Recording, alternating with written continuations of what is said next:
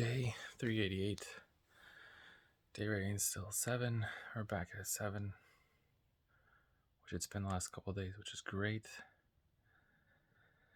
Oh, let's see. Went to work. Pup didn't get sick. That's good. At work, didn't have anything too crazy. What do you do, puppy doll? Say, puppy. Hi. Hi. Oh, thank you for your kisses. Okay, thank you, puppy. I'll let you go to bed. Good girl. Work was nothing crazy. We did have a little bit of like a moment outside though at lunch where we were just trying to put it in a nutshell without giving any specifics away. So we normally have random conversations, and this one came up with a catalyst that happened in your life that kind of set up a change for the rest of it, which is, I guess, the epitome of a catalyst, right? But hi, baby. Hi. Yes, I love you too. I love you too. Can you sit down? Thank you. Thank you. I love you too. So we talked fairly in depth with it. It's come up before, but it was a little bit more of a joking manner. Like, here's a crazy story. This had happened. And this time it was definitely more of this happened and this like scarred me. And like we weren't laughing at it. We all took a moment and like, yeah, I can understand. And it started with going to the dentist and having the drills, right? And it's like no matter what you do, you hear that drill like because it's in this area and you can feel the vibration. And getting teeth pulled, you feel the pressure. Even if you're extremely numbed up, you feel the pressure of that tooth being removed from your mouth. And there's a sound that happens, which is not a comforting sound. It's like you're living a mini horror movie. And we had slightly joked about that because it's all in the past. And we kind of said, yeah, we've all kind of had to go through it. What teeth did you have to get removed or pulled? And yeah, it was conversation, and then it just kind of went further from there. But I'm not going to give specifics away because I think it's definitely too personal, and it's not my story to tell. It's one of my friends from lunch, and it's one of those things you could. They might not care if someone knows, but they might feel like someone would look at them differently. First, and that's to each their own. We all process things a certain way, but again, it was a catalyst moment, and we're just talking about how do you go on from that? Like, what's the next move? What do you do? How do you talk about it? How do you recover? How do you get help? How do you asking questions like, where do you go from here? So that was an interesting topic. I think we even stayed a little bit longer at lunch just because we were in that mid conversation, and we're like, we kind of need to talk about this a little bit. We can't just leave this here. And we did, and I don't want to say we've solved anything, but I think we've definitely brought new ideas into light to help potentially move on, which is what friends should be there for, right? Sometimes we get in a place where we only see the good and the bad or one way. And so being able to talk about it can kind of get us out of our head.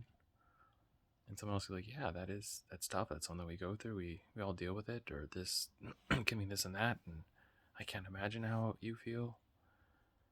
But let's look at this. And, you're still here.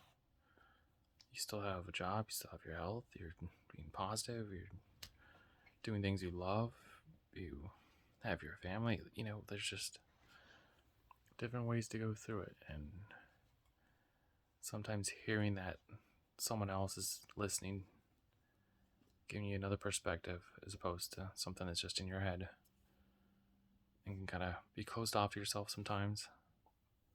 And so to let those friends in and kind of help pick you up when you need it is definitely beneficial. I'm glad we were all there and could all be respectful. And I think we all needed it.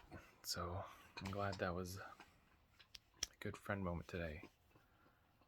So if you need something from a friend, don't be afraid to ask. And if they're not there to help, then you might have to consider if they're even your friend. Anyways,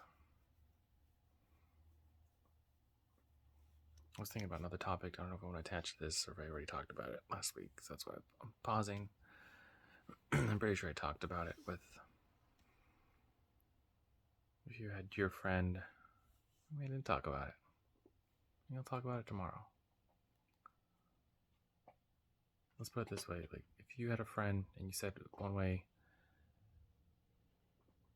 you'd probably be supportive.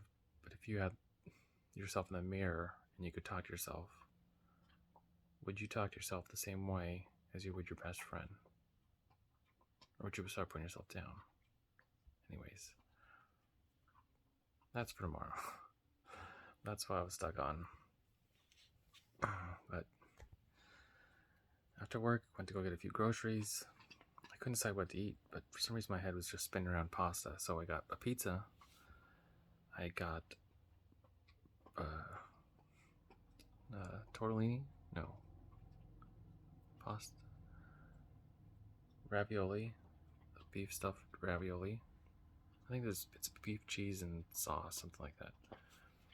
And then I also got these shells, and I bought some ricotta cheese and parsley to put in there. And then I have to go buy probably a little bit more marinara, maybe a little Parmesan, something else to sprinkle on there, maybe some fresh tomato, which I think I have from last week. I think I got some on Sunday, so earlier this week. Anyways, I don't know why I got 3 things of pasta at one time. Normally you'd think it'd rotate a little bit. But yeah, interesting take. I noticed that after I got to the car, I said, why did I just buy Italian pasta stuff today? Maybe I really feel like pasta. And I came home and then after a run I had burgers. I had burgers and these vegetable, what do you call them? Veggie fries. And I was a little bit worried because halfway through cooking they smelled bad. I don't know if they were just burning or what had happened, but they did not smell like French fries, and I was worried I might get a little sick, but they actually tasted really good. Not as great as a French fry, but probably lower in the starch and calories, so I'll take it. So I had that with a burger. Had some chips with it just to help fill me up. I still feel a little bit hungry, but I'll be okay. The run, I didn't get up for the group run. I still feel like my body's recovering a little bit, maybe breathing wise. So I didn't want to go and put that mental pressure on me to be at a certain place and then not perform at that level and then be down on myself. So I wanted to kind of keep letting my body and mind know that I'm recovering and it's okay, and it's gonna take time to get back.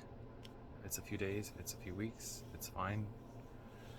I thought just jumping in from one 5-mile run to the next day workout, which is the workout that I like, I aim for, it was a mile workout, so I was a little bit pressured to go, but I woke up and was like, I'm not mentally there yet. I don't want to beat myself up right now, and that's mainly what it was, taking time for myself to sit aside and say,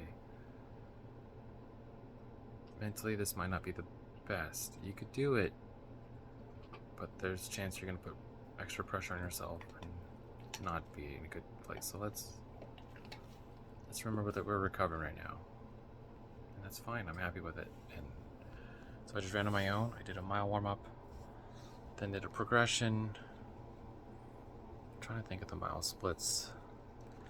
I don't know if it's gonna load that fast, but the first one was 7:38, which is fine.